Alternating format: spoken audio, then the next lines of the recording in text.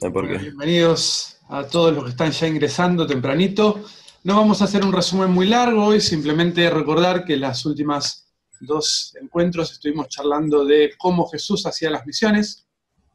Entonces nos enfocamos como eje en el versículo de Juan 20:21 y a través de ese eje fuimos desarrollando las diferentes formas en las cuales Jesús hacía la misión como ejemplo de cómo nosotros deberíamos hacer la misión. Y hoy nos vamos a enfocar específicamente en los primeros capítulos del libro de los Hechos. Vamos a hablar no solamente de la historia y del ejemplo que fue la primera iglesia en cuanto al desarrollo de la misión, pero también vamos a enfocarnos específicamente en la obra del Espíritu Santo en ese periodo. Entonces, sobre todos los pasajes que vamos a ir viendo, el enfoque va a ser el Espíritu Santo, que es lo que ha hecho el Espíritu Santo. No podemos separar el Espíritu Santo de la Gran Comisión. Vamos a ver que ahora mismo, en unos minutos, como cada vez que Jesús dio la Gran Comisión, habló del Espíritu Santo, incluyó al Espíritu Santo. Y vamos a ver también cómo en los primeros capítulos del libro de los Hechos, el Espíritu Santo se nombra más que los mismos apóstoles. Entonces, vamos a mirar de qué manera el Espíritu Santo estuvo desarrollando este periodo del inicio de la Iglesia de Cristo, ¿no? Entonces, bueno, les voy a compartir la pantalla. Quédense tranquilos porque no vamos a hablar de doctrina. Yo sé que el tema del Espíritu Santo a veces puede resultar controvertido, en el sentido de que diferentes denominaciones tienen diferentes enfoques en cuanto a esto. Pero tranquilos porque en este curso no hablamos de doctrina, así que no vamos a enfocar ningún aspecto doctrinal. Solamente vamos a mirar la palabra de Dios y vamos a ver una cuestión de observación qué pasó en ese periodo. Denme un segundo que abro todas mis ventanitas, así los tengo ahí a mano, por si alguno chatea o quiere levantar la mano.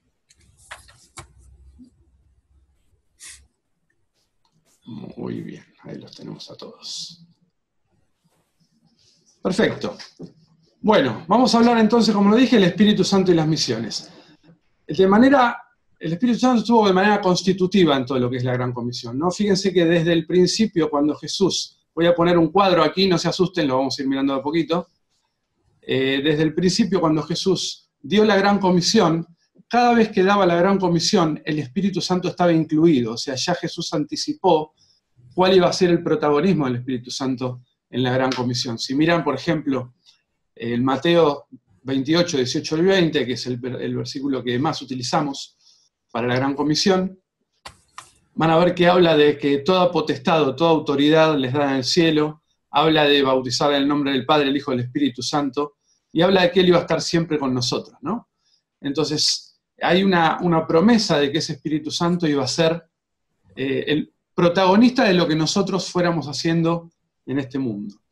También hay cada pasaje que habla de la Gran Comisión, habla de un aspecto de la Gran Comisión.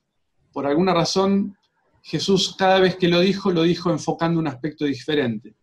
Por ejemplo, en el versículo de Mateo 28, del 18 al 20, el aspecto que se enfocó en la Gran Comisión tuvo que ver con el método. El método. Tenemos ahí un dibujante.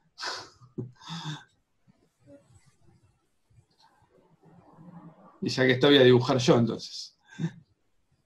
Enfocó el método, ¿no? Y el método era ir y hacer discípulos. Lo que Jesús hizo, o lo que Jesús enfocó fue ir y hacer discípulos. En este ir y hacer discípulos nos iba a seguir el Espíritu Santo con toda autoridad. En el versículo de Marcos 16, que algunos le dan un poco, digamos, menor valor, yo no, pero muchos le dan dicen, bueno, este capítulo se escribió después en la palabra, entonces a lo mejor fue añadido. Bueno, está en la Biblia y lo consideramos, por supuesto, y aparte es completamente coherente con el resto de la Escritura. Entonces, para nosotros es palabra inspirada, por supuesto, por Dios. Fíjense que dice en Marcos 16, 17, y estas señales seguirán a los que creen, ¿no?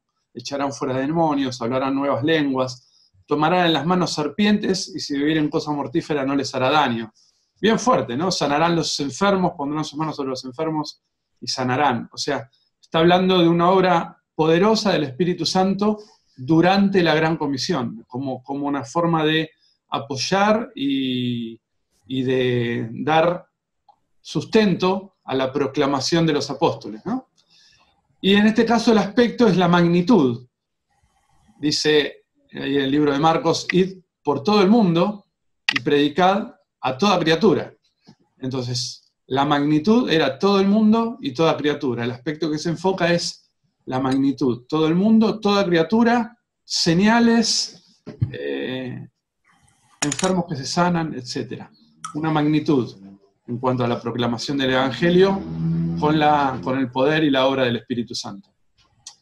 Si miramos el versículo de Lucas, recuerden que en cualquier momento me pueden interrumpir y en cualquier momento pueden levantar la mano y consultar algo, ¿no? O sea, no me dejen como un monólogo, porque a veces me siento medio solo de este lado. No, te escuchamos. Gracias, Miguel. Entonces, bueno, en el versículo de Lucas 26, ahí veis, perdón, Lucas 26 no existe, Lucas 26, Lucas 24, versículo 46. El aspecto que se enfoca es el mensaje, ¿no? Fíjense que dice, que se predicase en su nombre el arrepentimiento y el perdón. Jesús enfoca este aspecto, el arrepentimiento y el perdón, pero también dice, yo enviaré la promesa de mi Padre, hablando del Espíritu Santo. Seréis, un poquito más adelante dice, seáis investidos de poder desde lo alto, está hablando del Espíritu Santo. Entonces, el Espíritu Santo es parte constitutiva cada vez que Jesús está dando la Gran Comisión. En el caso de Juan, que es el que más conocemos porque lo estuvimos viendo por 2 sábados, Juan 20:21, lo que enfoca un poco es el modelo, de qué manera hacer la Gran Comisión, y bueno, ya estuvimos viendo, como me envió el Padre, ¿no? Así yo os envío, o sea, de la manera que el Padre me envió, así yo quiero que ustedes lo hagan también. Y el enfoque, pensando en el Espíritu Santo, dice, habiendo dicho esto, sopló y les dijo, recibid el Espíritu Santo, ¿no? Entonces, otra vez, el Espíritu Santo como parte constitutiva de la Gran Comisión. Y ya en el libro de los Hechos, la última vez que Jesús, antes de ascender, habla de este tema con sus discípulos, el enfoque tiene más que ver con el ministerio, vayan y sean testigos, pero también está presente, claro, la obra y el poder del Espíritu Santo. Dice, pero recibiréis poder cuando haya venido sobre vosotros el Espíritu Santo y me seréis testigos. Fíjense que este tema de ser testigos estaba muy relacionado con recibiréis poder. Dicho sea al revés, no iban a poder ser testigos hasta que no reciban poder. Entonces el Espíritu Santo era el protagonista principal de esta historia. Si miramos, para afirmar lo que estoy diciendo, si miramos un poquito más adelante, en el versículo 3, incluso les dice, les mandó que no se fueran de Jerusalén, sino que esperasen la promesa del Padre. O sea, ni siquiera se podían ir de ahí a seguir haciendo la gran comisión que habían sido encomendados a hacer, hasta que el Espíritu Santo no estuviese ahí completamente con ellos, ¿no? ¿Cuándo sería esto? Bueno, vamos a estudiarlo en el día de hoy. Fue muy pronto. La verdad que no se hizo esperar mucho Jesús con el Espíritu. Pero bueno, aquí tienen un poquito el cuadro de comparación de cómo el Espíritu Santo es parte constitutiva y necesaria de la Gran Comisión. No tiene que ver con estrategias, no tiene que ver con modelos, no tiene que ver con actividades ni con programas. Tiene que ver con el Espíritu Santo obrando a través de sus discípulos para ganar discípulos. Es la forma en la cual Dios estableció la Gran Comisión. Entonces muchas veces, cuando pensamos en ¿y cómo vamos a hacer la Gran Comisión? Queremos imitar a Jesús. Bueno, perfecto. Empecemos por escuchar lo que dice el Espíritu Santo. Escuchemos en oración lo que Dios nos está encomendando hacer y vayamos a través de lo que el Espíritu Santo nos dice y no necesariamente un programa armado, sino lo que Dios nos está diciendo a través de su Espíritu. Ahora, vimos ya, y bueno, ya sabemos en Hechos 2, es el momento en el cual desciende el Espíritu Santo, ¿no? ¿Cuánto tiempo pasó? Fíjense que aquí les dice Jesús, en el Hechos 1:5, vosotros seréis bautizados por el Espíritu Santo dentro de no muchos días. ¿Cuántos días? Bueno, esto es una de las partes más sencillas, porque todos sabemos que fue en Pentecostés, ¿cierto? Pentecostés es una de las 3 grandes fiestas de peregrinación judía. Entonces tenemos las fechas bien claritas ahí. Los judíos tienen, se los digo muy brevemente, ustedes seguramente ya lo saben, pero solamente para repaso, los judíos tienen como 7 fiestas anuales, pero hay 3 que son súper importantes. Son las 3 que le llaman las fiestas de peregrinación. Una es la Pascua. La Pascua, que es donde celebran la muerte del Cordero, donde celebran, ahora vamos a ver, la liberación de la esclavitud de Egipto. ¿Recuerdan? Pascua, Pesaj, Passover, es cuando pintaban con sangre los dinteles, y entonces el espíritu de la muerte, el ángel de la muerte, pasaba de largo, y por eso Pesaj, en inglés se entiende mejor, Passover, pasaba por alto esas casas, y ellos, los primogénitos de esas casas, no morían. Entonces, ¿por qué? Porque eran el pueblo de Dios.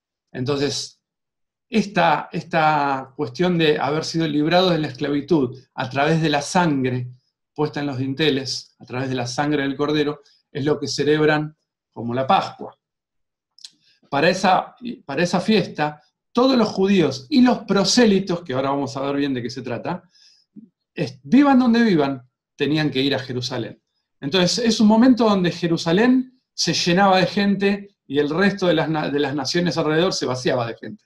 Todos los judíos y prosélitos, los judíos originales que vivían en la diáspora, y también aquellos que se habían convertido al judaísmo, los prosélitos, que vamos a ver bien, todos iban a Jerusalén. Jerusalén se superpoblaba de gente en la Pascua. Pero no era la única vez. Después viene Pentecostés, que era la fiesta de las semanas, que es la que nos enfoca en este momento. Pentecostés es la fiesta de las semanas, es la fiesta donde ellos rememoraban el momento en el cual Moisés bajó con las tablas de la ley de Sinaí y las entregó al pueblo, diciendo, este es el pacto que Dios hace con nosotros, el pacto con Dios a través de la ley. ¿Me siguen? El pacto con Dios a través de la ley y el comienzo de la nación judía con ese pacto con Dios. Esto es muy interesante, porque cuando miramos el paralelo, y bueno, la tercera fiesta es el Sukkot, la fiesta de las enramadas, donde también tenían que venir a Jerusalén, pero estas 2 primeras son las que más nos interesan ahora, porque son las que tienen un paralelo impresionante con lo que vamos a mirar en el día de hoy. Se me perdió el cursor. Acá está. La fiesta de... un segundo. Ahí estamos, se me había perdido el cursor. La fiesta de Pentecostés era 50 días después de la Pascua. Entonces, la fiesta también se le llama la fiesta de las semanas, porque era 7 semanas y un día después de la Pascua, 49 más 1. En hebreo se llama Shavuot. Shavuot significa semanas. Y en griego se le puso Pentecostés, Pente 50, y de ahí viene el nombre, 50 días después de la Pascua. Entonces, toda esa gente había venido a Jerusalén para la Pascua, se volvieron a sus casas, y ahora toda esa gente de todas las naciones alrededor, judíos, habían vuelto a Jerusalén para festejar esta otra fiesta, la de Pentecostés. Entonces, recapitulando, para los judíos, la Pascua celebraban la libertad de la esclavitud de Egipto, y en Pentecostés celebraban que descendía la ley del Sinaí a través de Moisés y el comienzo del pacto con Dios, es decir, el nacimiento de la nación judía, con la ley, con el pacto dado en la ley. ¿Y qué celebramos los cristianos? Fíjense qué interesante. Los cristianos ya lo saben, pero puesto en un cuadro a veces nos ayuda a mirarlo de nuevo y decir, wow, qué bárbaro, ¿no? Porque Dios no deja lugar a ningún detalle que se nos escape. O sea, no fue en cualquier momento, no fue en cualquier situación, fue todo muy, muy digitado, muy preciso, muy cuando Dios hace el rompecabezas, lo hace de tal manera que las piezas se encajan justito, ¿no? Y esto es algo que me maravilla del Señor y de su palabra. Las piezas encajan muy justito. O sea, cuando fue el tiempo de la Pascua, Jesús no murió en cualquier momento. Murió el día de la Pascua, pero no murió ni siquiera en cualquier momento del día. Murió exactamente a las 3 de la tarde. En el momento que Jesús decía, Padre, a ti encomiendo mi espíritu, y expiró, era exactamente el mismo momento que el sacerdote estaba en el templo clavándole el cuchillo al cordero. ¿Me explico? O sea, Dios no dejó nada librado al azar. El paralelo era tan profundo y tan exacto que es realmente asombroso como los judíos no se dieron cuenta y cómo persiguieron a Cristo. En la Pascua, los cristianos fuimos liberados de la libertad, o sea, fuimos liberados de la esclavitud del pecado a través del sacrificio del Cordero en la cruz, nuestro Señor. ¿Y qué pasaba en Pentecostés? Desciende el Espíritu Santo y es el nacimiento de la iglesia. Ahí comienza, o sea, es constituida la iglesia del Señor. Entonces, en el Sinaí, bajó la ley, comenzó el pueblo judío. En Pentecostés, bajó el Espíritu Santo y comienza la iglesia de Cristo. Algo que todos nosotros sabemos, pero cuando lo ponemos en un cuadrito, nos maravillamos más de la exactitud del Señor en cómo digitó la historia de la humanidad. ¿Y qué dice el versículo de Romanos? Vamos a buscarlo, porque Pablo habló de estos temas y a veces puede ser que lo pasemos por alto. Pero Pablo en varias, pero en esta en particular, que es la que elegí porque me pareció interesante, dice, ahora estamos libres de la ley. O sea, terminó esa etapa. Por haber muerto para aquella en que estábamos sujetos. De modo que sirvamos bajo el régimen del espíritu y no bajo el régimen de la letra. Cambió, la ley ya no está más. La ley era un bastón que nos llevó a Cristo. Ahora vino la realidad, vino el Espíritu Santo y comenzó la iglesia del Señor. Y esto es lo que les costó tanto entender a los discípulos, ¿no? Si miran, vamos a ir ahora sí, ya con este trasfondo, a ver el libro de los Hechos, en el capítulo 2. ¿Me siguen o voy muy rápido? ¿Estamos bien? Día. Hola Pablo, buen día. Gracias por el feedback. Entonces, vamos a Pentecostés, ahí en Hechos 2, ahora entendiendo mejor qué era Pentecostés, 50 días después,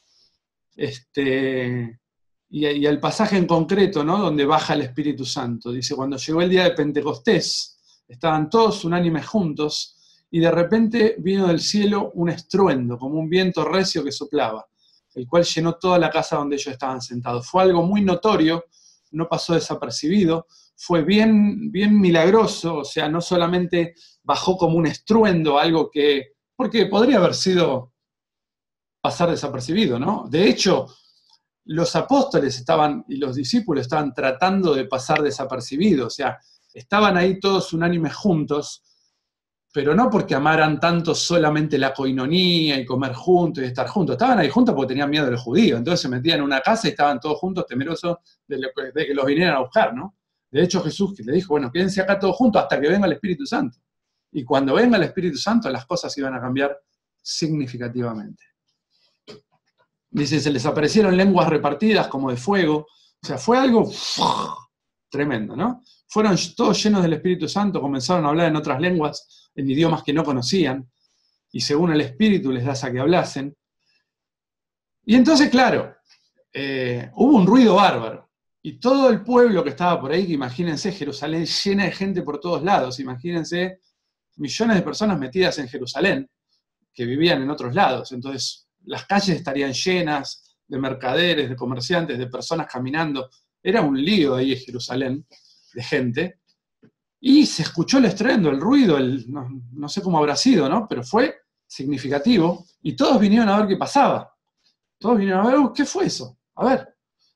Y dice que moraban en este entonces en Jerusalén judíos, varones piadosos, de todas las naciones bajo el cielo. Ustedes saben que los judíos no solo vivían en Jerusalén y en Judea, sino que estaban dispersos en todas las naciones de lo que en ese momento era el Imperio Romano, que cubría, bueno, ya tienen ahí el mapita reducido, pero cubría desde Roma prácticamente todo norte de África, y llegaba hasta a lo que era Siria, Babilonia, o sea, era bien grande. Y de todos lados venían, de todos los países y las ciudades venían en este momento. Entonces, en este momento había varones piadosos, judíos, de todas las naciones bajo el cielo, que vieron este estruendo, no entendían nada, fueron a ver qué pasaba, y lo interesante es que empezaron a escuchar el Evangelio y lo que ellos hablaban, cada uno en su propia lengua, porque claro, la lengua principal del judío era el hebreo, pero al estar dispersos en las naciones, estaban, digamos, cada uno tenía de nacimiento o de segunda lengua las lenguas de esas naciones, ¿no?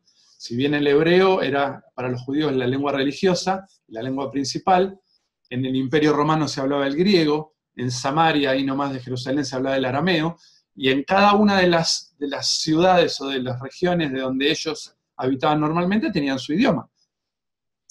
Y empezaron a escucharlos en esos idiomas. Pardos, dice, pardos, medos, elamitas, bueno, de todas estas ciudades que ven en el mapa, estaban en Jerusalén, y empezaron a escucharlo cada uno en su idioma, y dijeron, pero esto es una cosa muy rara.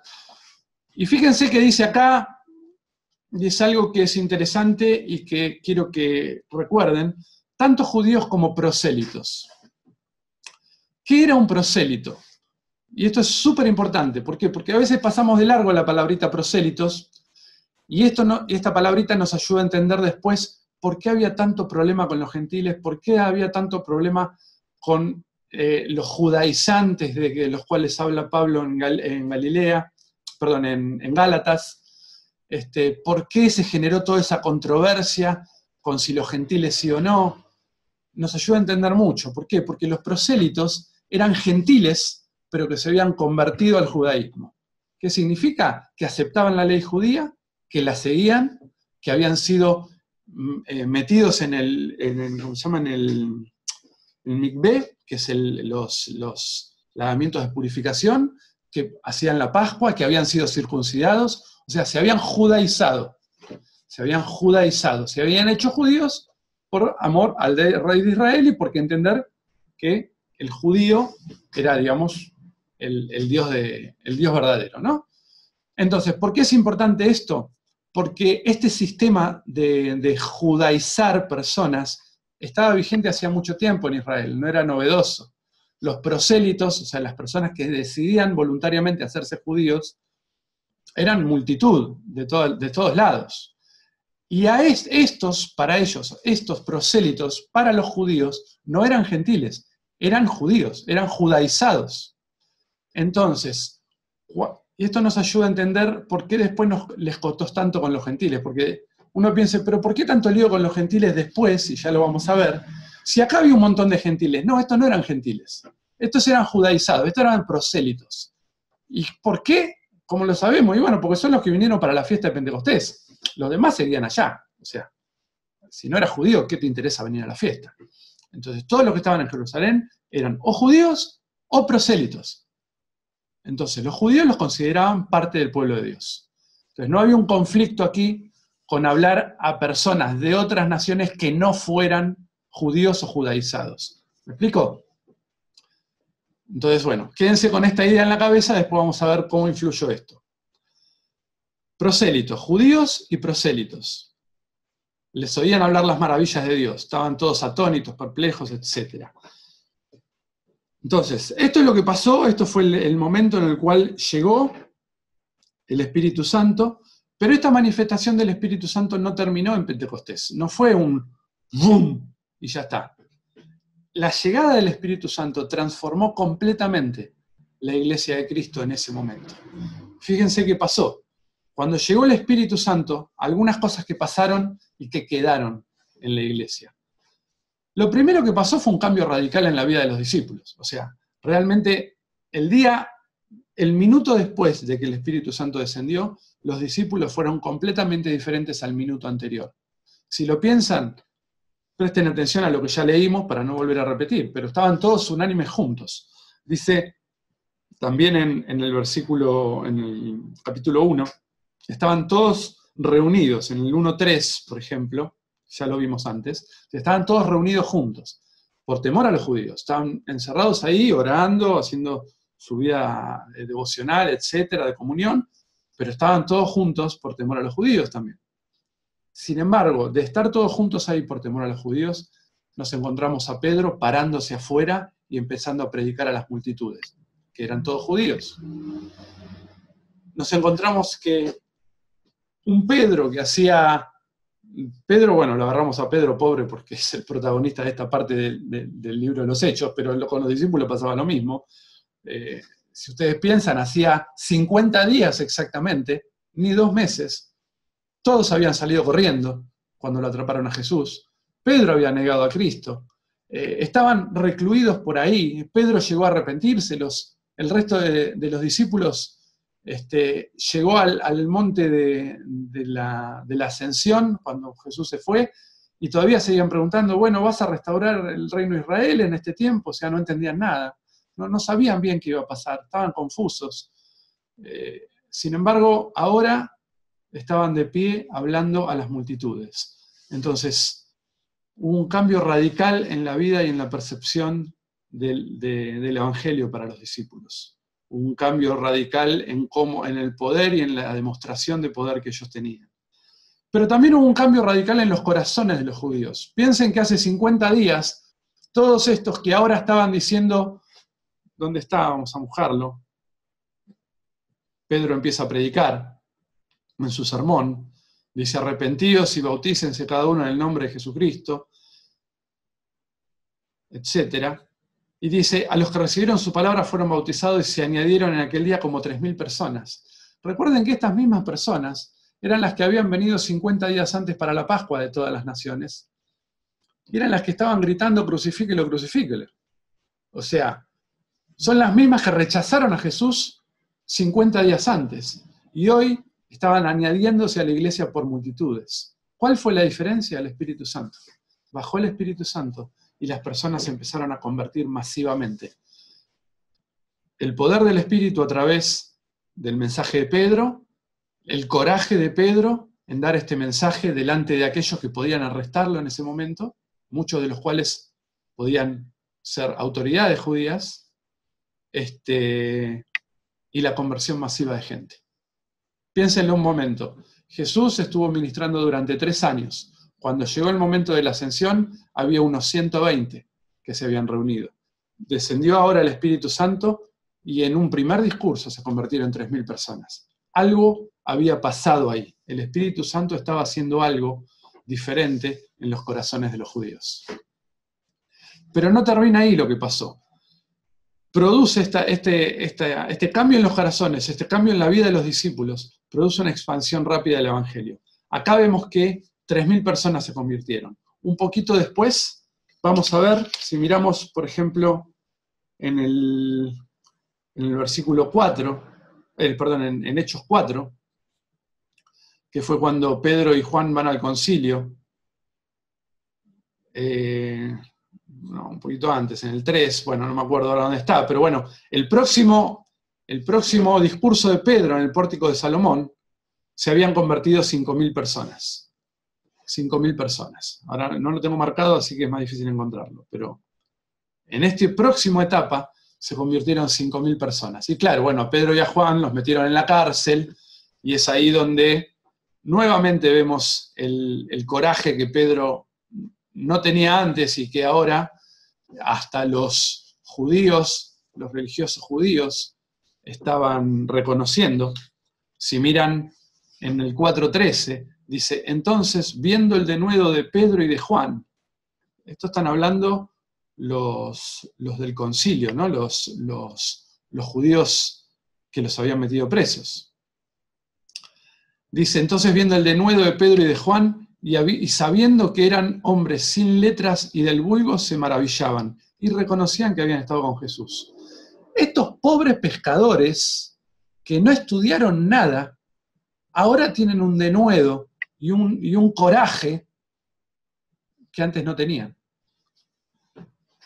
El Espíritu Santo estaba trabajando y funcionando ahí de una manera diferente, haciendo que la gente funcione de una manera diferente. reconocían que habían estado con Jesús y veían un denuedo que los maravillaba. ¡Wow! ¿Cómo estos tipos pueden realmente hacer una cosa así, o pensar una cosa así, o hablar de una forma así, sabiendo que nosotros tenemos todo el poder para echarlos en la cárcel y para matarlos inclusive? No importa. Ya a Pedro no le importaba más nada, porque ahora tenía el Espíritu Santo con él. Pero también el Espíritu produjo igualdad social, que es un corolario, ¿no? O sea, si miramos, por ejemplo, en el 4:34, en este mismo pasaje, bueno, acá hay otro versículo más, ¿no? De cuando hablaba anteriormente, el tema de que estaban orando también, el lugar tembló, todos fueron llenos del Espíritu Santo y hablaban con denuedo la palabra de Dios. Esto ya no es Pedro y Juan, aquí estaban todos los discípulos reunidos, ¿no? Orando por Pedro y Juan, que fueron librados de la cárcel. Y en el 4:34, por ejemplo, vemos cómo dice que entre ellos no había ningún necesitado, porque todos vendían sus posesiones, heredades, y lo ponían a los pies de los discípulos, y se repartía cada uno según necesidad. Entonces, debe haber sido el primer pueblo de la tierra donde no había pobres en este momento, en la iglesia de Jerusalén, en esta primera instancia, porque todos repartían lo que era de todos, ¿no? Y a veces uno piensa, bueno, ¿qué sistema político será mejor? ¿El socialismo, el comunismo, el capitalismo, el neoliberalismo? ¿Qué sistema político era mejor? Ningún sistema político es mejor o peor, con Cristo. En este momento había comunismo o socialismo, como le quieran llamar, en la iglesia de Cristo.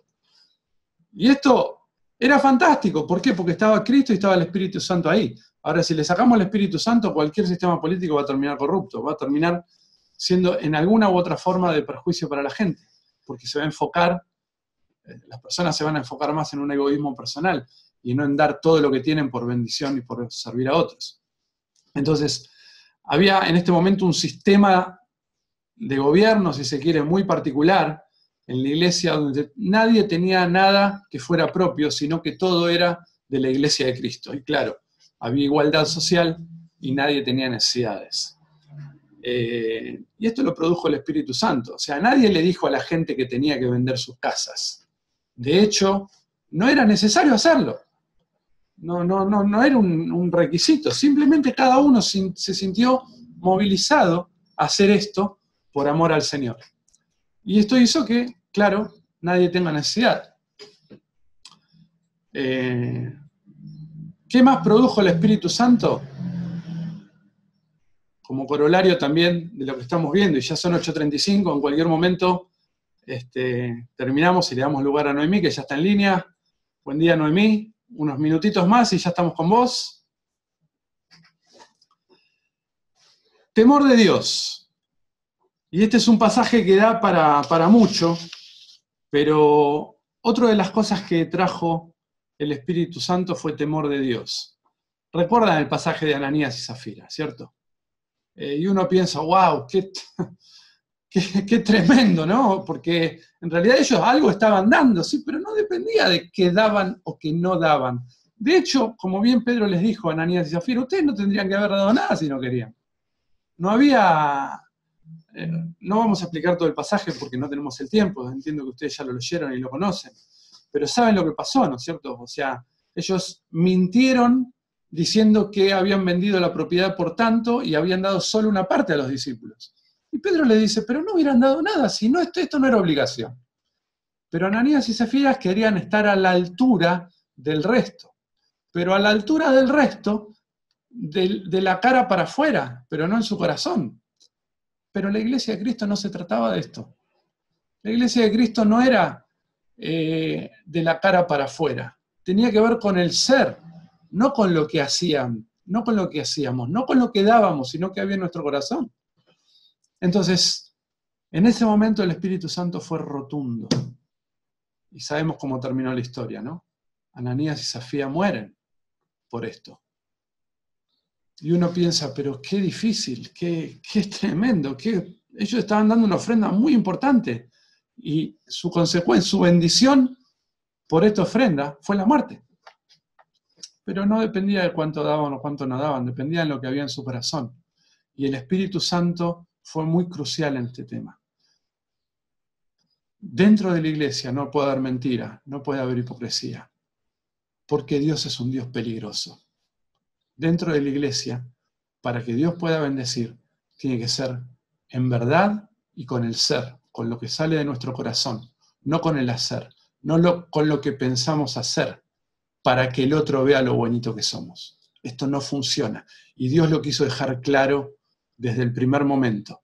Y miren cómo terminó la cosa, ¿no? Vino un gran temor sobre toda la iglesia y sobre todos los que oyeron estas cosas. El Espíritu Santo produjo un gran temor para que la mentira y la hipocresía no se desarrollaran en el pueblo de Dios, porque eso iba a ser un cáncer que iba a perjudicar toda la gran comisión, iba a perjudicar todo el trabajo que ellos pudieran hacer para el reino de Dios. No había lugar para la mentira y la hipocresía en la iglesia de Cristo, y el Espíritu Santo lo dejó claro desde el primer momento. Multitud de señales y de prodigios, ya vimos y se nos fue el tiempo. Entonces, el Espíritu también produjo multitud de señales y de prodigios. Si vemos en el 5:16, un poquitín más adelante, vemos que aún de las ciudades vecinas muchos venían a Jerusalén trayendo enfermos y atormentados, espíritus inmundos, y todos eran sanados. ¡Wow! Todos eran sanados. En otro pasaje vemos, como decía, que aún traían la ropa de la gente para que la sombra de Pedro pasase y lo sanase. Tremendo lo que estaba haciendo el Espíritu Santo, tremendo el poder de Dios y tremenda la expansión que estaba teniendo la Iglesia de Cristo a partir de la llegada del Espíritu Santo. Y esto no termina acá, recién empezamos en realidad, vamos a seguir el sábado que viene con este tema, vamos a ver qué pasó después, la expansión, cómo vino el Espíritu Santo con las nuevas fronteras. Pero bueno, ahora tenemos que dejar aquí, ya la tenemos en línea a Noemí, que nos va a contar un poco de su experiencia. Entonces, si tienen alguna consulta, alguna pregunta, este es el momento para hacerla. Voy a dejar de compartir pantalla, así nos vemos. Si tienen alguna pregunta, este es el momento.